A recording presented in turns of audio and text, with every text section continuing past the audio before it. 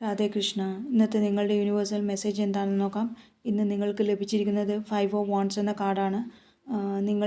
നിങ്ങളുടെ ഇപ്പോഴത്തെ പ്രവർത്തന മേഖലയിലോ ഫാമിലിയിലോ ബന്ധങ്ങളിലോ ഒക്കെ കൂട്ടമായി പ്രവർത്തിക്കുമ്പോൾ ഉണ്ടാകുന്ന അഭിപ്രായ വ്യത്യാസങ്ങൾ, സംഘർഷങ്ങളൊക്കെ ഉണ്ടാവാനുള്ള സാധ്യതയൊക്കെയാണ് ഇവിടെ സൂചിപ്പിക്കുന്നത്.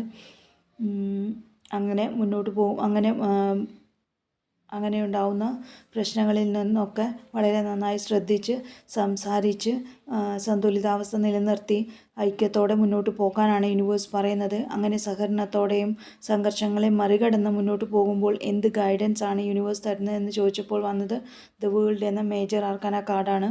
നിങ്ങൾ ലക്ഷ്യമിട്ട വിജയം നിങ്ങൾക്ക് നേടിയെടുക്കാനാവുമെന്നും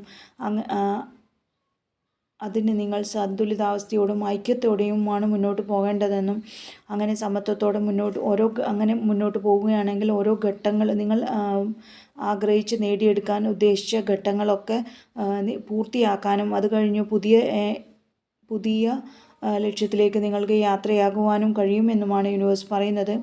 അങ്ങനെ പോസിറ്റീവായി മിതത്വത്തോടെ മുന്നോട്ട് പോകുമ്പോൾ ജീവിതത്തിൽ എന്ത് ശ്രദ്ധിക്കണമെന്ന് ചോദിച്ചപ്പോൾ വന്നത് ടെമ്പറൻസ് എന്ന മേജർ ആർക്കാന കാർഡാണ്.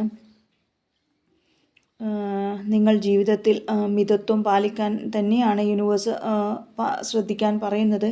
അങ്ങനെ സന്തുലിതാവസ്ഥയോടെയും ഐക്യത്തോടെയും മുന്നോട്ട് പോവുകയാണെങ്കിൽ തീർച്ചയായും നിങ്ങൾക്ക് ബാലൻസ് നിലനിർത്തി വിജയം നേടാനാവുമെന്നും അങ്ങനെ മിതത്വത്തോടെ സ്വയം മനസ്സിലാക്കി നന്നായി ഒന്ന് മെഡിറ്റേഷനോ ധ്യാനമോ ഒക്കെ ചെയ്ത് ഒന്ന് മാനസികമായും ശാരീരികമായ കാര്യങ്ങളൊക്കെ ഒരുമിപ്പിച്ച് മുന്നോട്ട് പോകാൻ കഴിയുമെന്ന് തന്നെയാണ് യൂണിവേഴ്സ് പറയുന്നത്. Thank you.